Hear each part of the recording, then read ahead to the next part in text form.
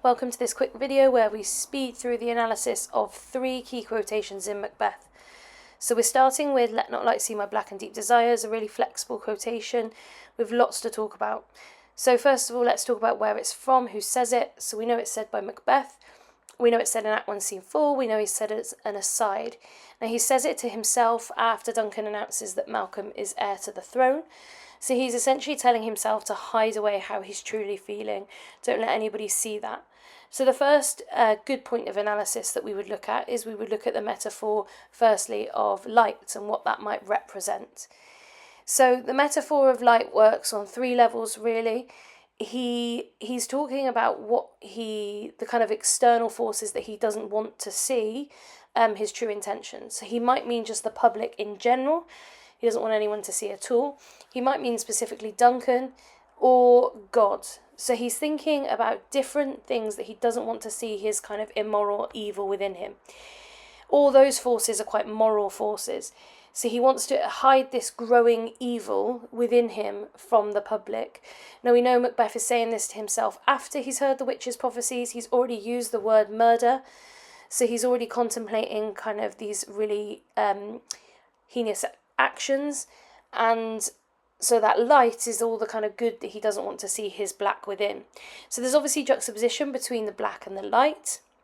Now, just to generally comment on the kind of adjective black, Macbeth is aware of this darkness, this evil that has kind of been spawned, created within him from the witches, who obviously were referred to as instruments of darkness. And what he's doing with this juxtaposition is he's creating a really clear divide between himself and others. He wants to be separated. He wants to separate this blackness within him from the light of other people. And obviously that links then to the motif of light and dark, where throughout the play, positive moral forces are represented through light. So that's Duncan and then later Banquo and Macduff, versus the kind of darkness within Macbeth and the supernatural forces, and Lady Macbeth obviously too. She asks for darkness to kind of consume her in that first soliloquy. So if we look at the adjective deep, there's a couple of comments we can make about that. We can talk about how his desires are permanent within him, they're stuck within him, and he can't kind of rid himself from these evil parts of him.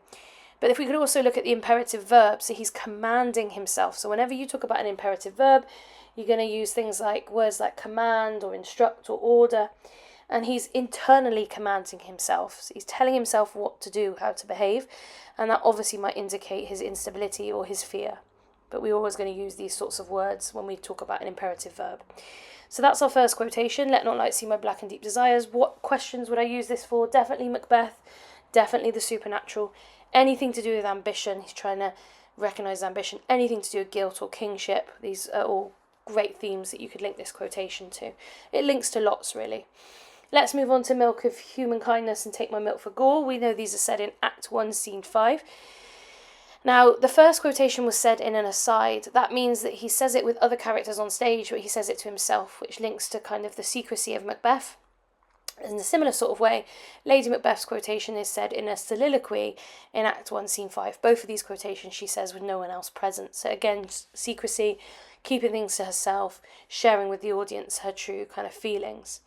Now, if we look at this quotation, it's very similar to that first quotation, these ideas of light and darkness, but in this case she's using the metaphor of milk to represent the light or purity that she believes is within Macbeth. Okay, so she's saying that Macbeth is too pure to commit any evil atrocities. He's too good to do this.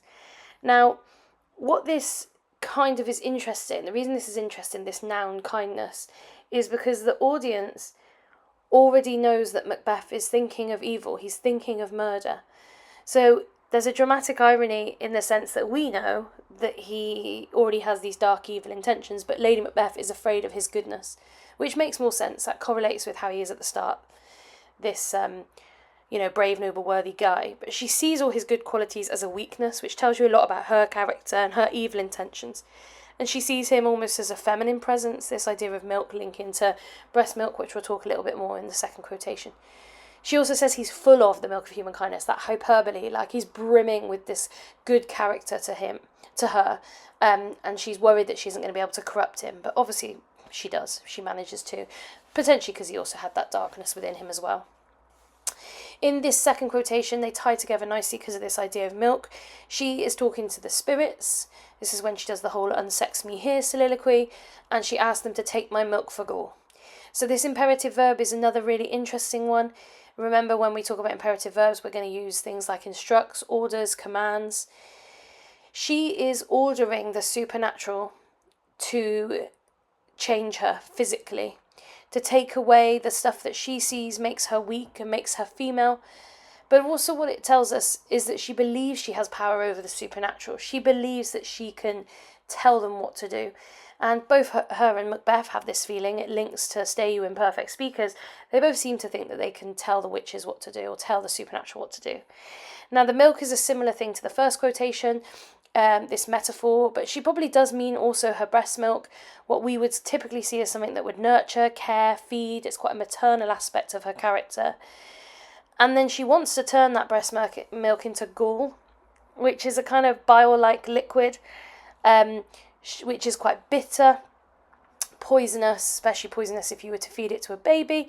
So we've got this clear juxtaposition between the the positive side of her, the maternal aspect, and then this kind of evil liquid that she wants it to become.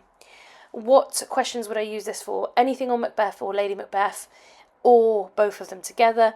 Anything to do with power, anything to do with the supernatural. And also, like, if there was a quotation on good versus evil, either of those separately, or morals, morality, it works well for. Okay, the last one we're going to look at is There's Daggers in Men's Smiles. It's a bit of a rogue quotation because it's said by Donalbain, isn't it? So lots of people think, how would I use this? But it's just a really good summary of what's going on in Macbeth at this moment in the play. So it's Act 2, Scene 3, and he says it to Malcolm after they've discovered about the murder of their father, and they've agreed to leave Scotland because they're worried for their own safety. Now, the quotation goes on to say, the near in blood, the nearer bloody. And what he's saying is, that we're by this violence and therefore these people are guilty. So you can link it to the motif of blood as well. But this idea of daggers in men's smiles obviously is a metaphor for the betrayal that Donalbain recognises has happened around him. So he sees that people are being dishonest. He sees that they're betraying them. And he knows one of the Thanes is responsible.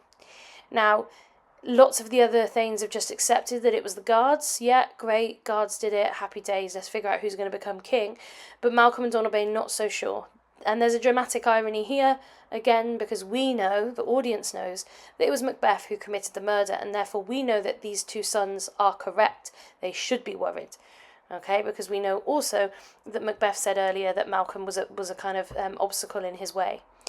Now, if we look at these two words, daggers and smiles, daggers are something that we would associate with violence, with a sense of attack, with death, versus the noun smiles, so the idea of something harmless, somebody being kind, somebody being happy, somebody trying to, make you feel warm and positive. And there's this juxtaposition between these two things. This is because Donalbain and Malcolm are aware that these Thanes are hiding their true intentions. They are aware that these people are trying to betray them. And there's lots of words we can use for this. You might be thinking, it tells us that they know everyone's two-faced, this idea of appearance versus reality. But there's a better word for that. We can say that they recognise that characters are being duplicitous, or the duplicity in these characters. It just means this kind of being deceitful, hiding your true self.